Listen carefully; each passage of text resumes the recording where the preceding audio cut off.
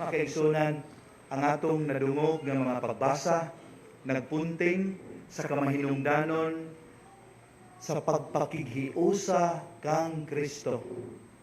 Aron kita makapamungag daghang bunga nga espirituhanon nga maghatod kanato sa kinabuhing dayon.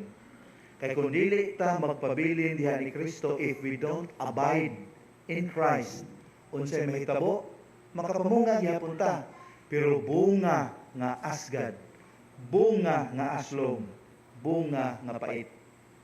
Di na tumutumo nako, basahan ninyo kung makalugar mo, Isaiah chapter 5 verses 1 to 5. Isaiah 5 verses 1 to 5.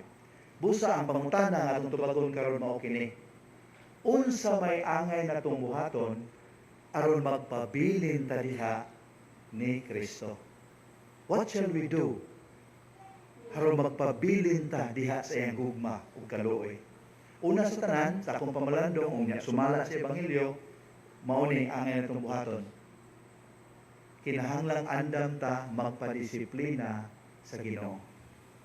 Kung gusto ta makigsuod niya, kung gusto ta magpabilin diha niya, magpapanton ta niya, magpakurihir ta niya. Niya ang image ani mao ning pagpulong.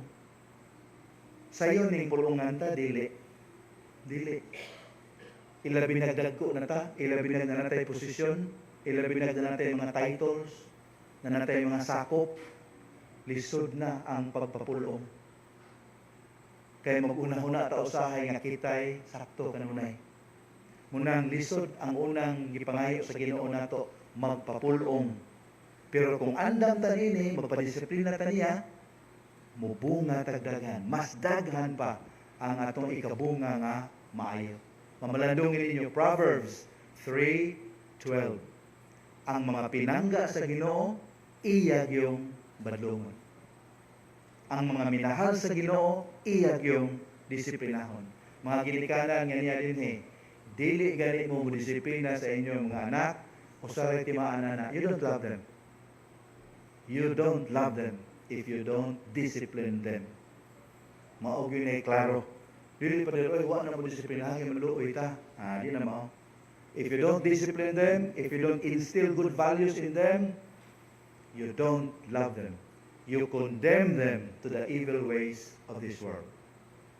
Ikaduha makigsunan, so una, magpakurihir ta sa Ginoo, magpapanton ta niya, magpadisiplina ta. Ikaduha mao ni, kinahanglang atong timan-an, niya di yun nato kalimtan, nga ang Ginoo, maoy atong ulo.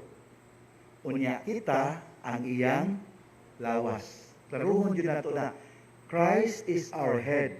We are His body. Asa na gani ang atong ulo karon? Tuwa na sa tuos amahan, sa ato paghimaya na. Kung magpabilin tang lawas sa maong ulo, asa mo kita padung di ay eventually. So kung asa ang ulo, tuwa sa ta. Kung mubuwag ta sa maong ulo nga gihimaya na, okay ba puta asa ta padung. Di yun ta nato na timan kalintan. Timan-an ta kanunay nga dili kita mo'y ulo. Lawas ta. So kung sa isugo sa ulo, sunod ta. Kung sa giginhawa sa ulo, apil po ta o kabuhi. Kita kung tao, usahay na kalibutan na magpalahi kita. Usahay, we want to play gods. Unang kumahimo, kita na yung pagbuot. Kanong sa muwan, kanong sa init. Kumahimo pa na ito ng himoon. Kanong sa silang adlaw, kanong sa sahop. Gusto ta kita yung magbuot anak. Yan ang sa resulta when we play gods. We don't know how to play that role because we will never be gods. Munang resulta, terrible. Deadly ang resulta kung ang tao magpaka-Diyos. So, muna ikaduha, aron magpabilin ta ni Kristo, di na to kalintan. Ulo siya, naghimaya, kita ang iyang lawas, ang iyang paskalibutan. We stick to Him, magpabilin ta niya, aron mahiuban ta kung asa siya ang atong ulo. Ikatulo, mag-iskutan sa Ebanghelyo mga kaigsunan nga paagi nga we remain in Him, pag-ampo. Kung sa gingos Ginoo gani, pangayo kamo bisag unsa. Karohon tani. Unsay pasabot sa Ginoo niya na tanan natong yamar iyang ihatag? Ha? Dili no. Pero nga ningon man din pangayo ka mo bisag unsa ug mainyo kini. Sakto yung tubaga, dili ang pasabot na lang sa unsay pangayo to ihatag sa Ginoo kay kung unay buhaton niya, he has given us a deadly power. Kay kita usahay wa ta masayod sa atong gipangayo. Sample, ikapila naman ta nakapanunglo sa atong ikalagutan mamatay ang daming tawanan. Yan later na magbahay. Unyag na apatay gahong nga sama ato nga ask for anything and it shall be given you. Na butay kapila na pug ako namatay. Dili ang pasabot niya na magigsunan matud pas mga batid sa kasulatan. Kung mangayo gani ka sa Ginoo, kita man Kristohanon, ang atong pangayoon kanang nahiuyon sa iyahang desire sa iyang kabubuton. Muna pasabot ana pananglitan. Okay ba nga mangayo ta og material blessings o dili? Okay gyud tanan, okay. Okay, tinuod na maayo gyud. Legitimate ang desire. Lord, grant me material blessings, financial independence, if possible, Lord, prosperity.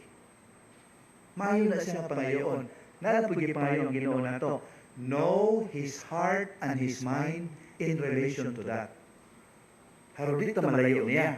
Know His mind and His heart. So, mutana ko ninyo, unsay kasing-kasing o una-una sa Ginoo mahitungod sa material wealth, sa worldly prosperity. Unsay iyang panglantawana? Asa na ito naman kita sa Biblia?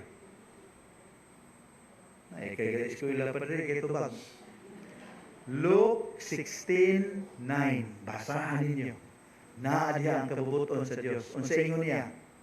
Gamitan ninyo ang treasures, wealth of this world, aron pagsiguro nga naamoy luna sa sunod kalibutan. So that's His mind and His heart regarding wealth. Sa ato pa mangayo ganitag wealth sa Ginoo, be ready for a great responsibility. And what is that? To become philanthropic, to become generous, to become kind.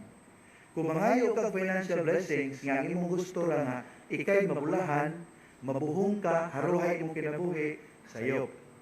Muna di kita paminahon sa Ginoo. Unya ug sayang tan-aw di gyud ka makahimo na di pud na ihatag gyud niya nimo. Kay makaalaot man nato. Know the mind and heart of Christ. And once you ask for these things, unya sibo sa iyang kabubuton, muna higing sa Ebanghelyo, ihatag gyud niya. Okay ba nga mangayo ta makaigsuonan nga mawa ang atong problema? Lord, wala nang tani ako mga problema. Sakto na nga pag-ampo sa'yo. What's the mind and heart of Christ? Kana di pangutana rin kanisa, di pa kumangayo ani. Kung siya una-una o kasing-kasing sa Ginoo ni ini. Kung siya giingon niya sa kasulatan, if you want to be my disciple, take up your cross daily and follow after me. Sa ato pa, ang pag-antos o kalisdanan, kabahin na gyud ay sa kinabuhi.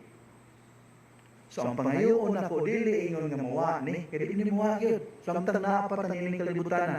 Ang pangayoon nato, Lord, grant me the strength to face and overcome all this. I don't ask that you make the mountains right before me smaller, but just give me the strength to climb it. So once we ask that kind of prayer, ihatag na niya, alignment. So ang pag-ampo na magigsunan, makapabili na ito diha sa Ginoo. So akong balik ko ng tulo, ang una sa ganito, siya ang itong hatong araw magpabili nila niya, magpa-disiplina ka sa Ginoo. Di ta niya magpabadlong, magpa-disiplina ta niya. Ikaduha, kinahanglang hinumduman na to nga siya ang atong ulo. Kita ang iyang lawas. So siya'y matuman, siya'y masunod. Kung asa siya, tuwa po ta. Unsa iyang giagian, mao po ato ang sundon. O sa katapusan, pag-ampo sumala sa iyang kabubuton o kagustuhan.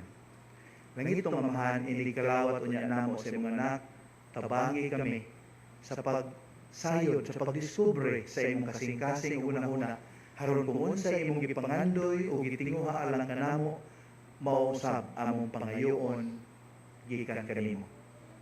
Amen.